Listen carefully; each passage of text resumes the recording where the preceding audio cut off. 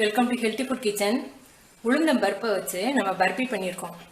இது வந்து சின்ன குழந்தைங்களுக்கு, வயதுக்கு வந்த பெண்களுக்கு ரொம்ப நல்லது. உளுந்தங்கறி சாப்பிடாதவங்க இந்த உளுந்தம் பர்பியை சாப்பிடலாம். இதில் நம்ம வெள்ளைப்பாகு தான் சேர்த்துருக்கோம். 40 வயசுக்கு மேற்பட்ட பெண்களுக்கும் ரொம்ப நல்ல ஹெல்த்தியான ஸ்நாக்ஸ். இப்போ எப்படி செய்யுதுன்னு பார்க்கலாம். உளுந்தம் பருப்பு 1 கப் எடுத்திருக்கேன், அதாவது 200 கிராம்.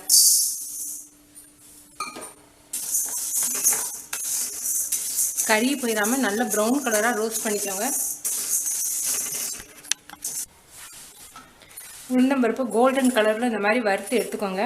இதை ஆறின பிறகு இதை மிக்சியில் அரைக்கணும். இதை மிக்சியில் நல்லா பவுடர் பண்ணிக்கிட்டுருவோம்.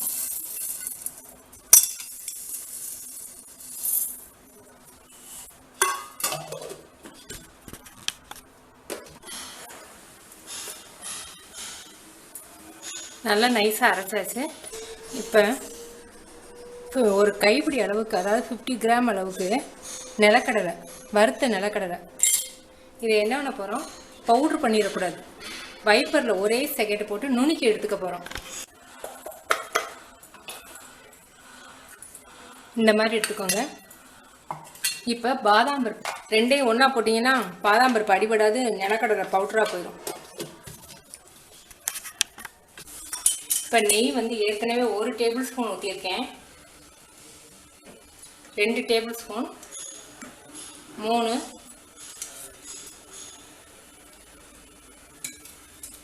4 டேபிள் ஸ்பூன் ஊற்றியிருக்கேன் நெய். அப்புறம் பத்தலைன்னா திரும்ப வேணும்னா ஊற்றிக்கலாம். தீயை குறைச்சி வச்சுக்கிட்டு இந்த உளுந்த மாவு இதில் போட்டு நம்ம கிண்ட போகிறோம்.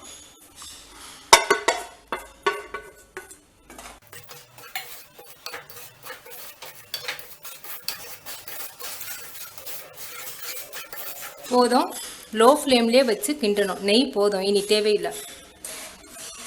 உங்கள்கிட்ட உளுந்த மாவு வந்து நெய்யில் வேகுது. இது நம்ம வெள்ளைப்பாகு வந்து காய்ச்சி கிண்டுருவோம். வெள்ளை மூழ்கிற அளவுக்கு தண்ணி ஊற்றுங்க, போதும்.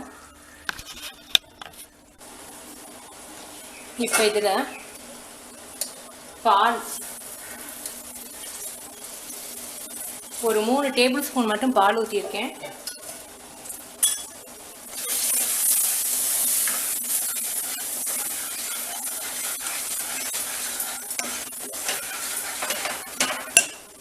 இதில் கோவா, ஸ்வீட்லெஸ் கோவா.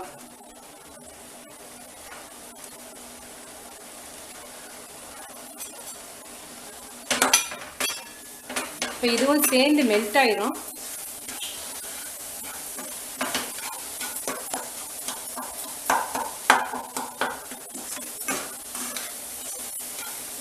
உளுந்தம்பருப்பு 200 கிராம் போட்டிங்கன்னா கோவா வந்து ஒரு 150 கிராம். கோவா வந்து நல்லா மெல்ட் ஆகி ஒன்று சேரட்டும். இப்போ இதில் ஏலக்காய் பவுடர் 1 சிட்டிகை அளவுக்கு.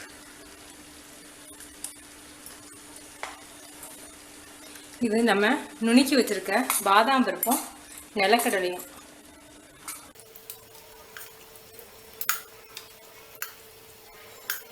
உங்களுக்கு தேவையான அளவுக்கு நீங்கள் போட்டுக்கலாம்.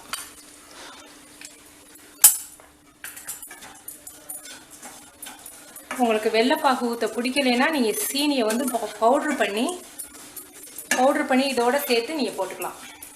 இப்போ வெள்ளைப்பாகு ரெடி ஆகிடுச்சு, பார்ப்போம்.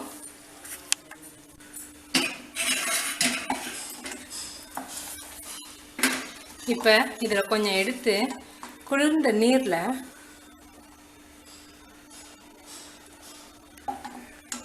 கரையக்கூடாது. வெல்லம் வந்து கரையாமல் அடியில் தங்கியிருக்கணும். இதை நீங்கள் எடுத்தீங்கன்னா எடுக்க வரணும்.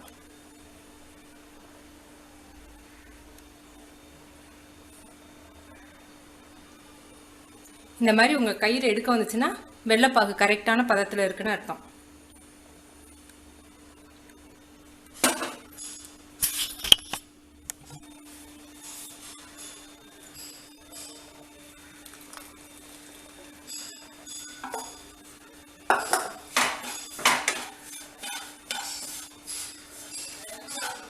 உங்களுடைய இனிப்பு சுவைக்கு தகுந்த அளவுக்கு நீங்கள் ஊற்றிக்கோங்க.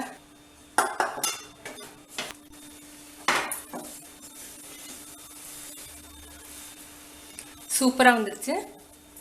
இதை ஒரு பிளேட்டில் ஆற வச்சிட வேண்டியதுதான்.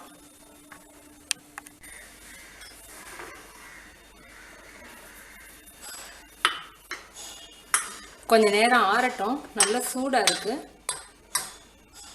கிளாஸில் நான் வந்து அடியில் வந்து நெய் தடவியிருக்கேன், கட் பண்ண அழகாக வரணுங்கிறதுக்காக.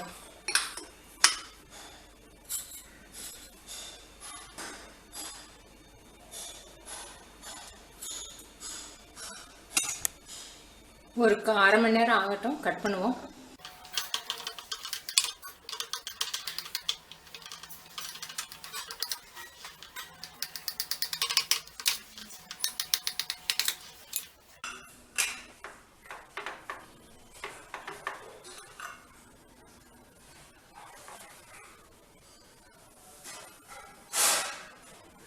பருப்பி ரெடி.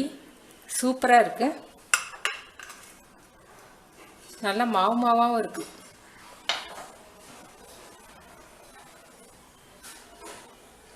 நட்ஸோட குழந்தைங்களுக்கு ரொம்ப பிடிக்கும். நீங்கள் செஞ்சு பார்த்துட்டு உங்கள் கமெண்ட்ஸ் எனக்கு சொல்லுங்கள். தேங்க்யூ.